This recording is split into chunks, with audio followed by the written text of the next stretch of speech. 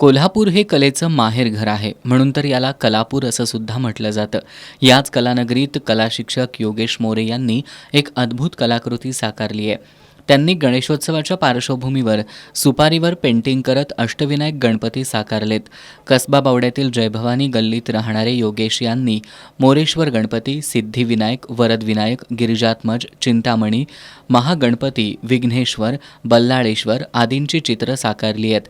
यासाठी त्यांना एकूण 3 तासाचा अवधी लागलाय.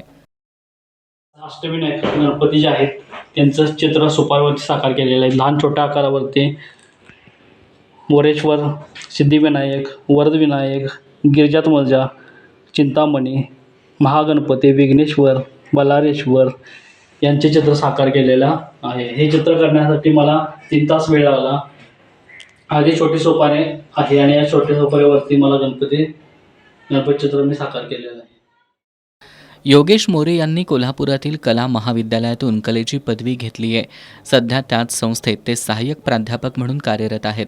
त्यांचे वडील जयवंत मोरे हे सुद्धा एक नामांकित चित्रकार आणि रंगवलीकार आहेत. त्यामुळं कलेचं हे बाळकडू योगेश यांना घरातूनच मिळालंय.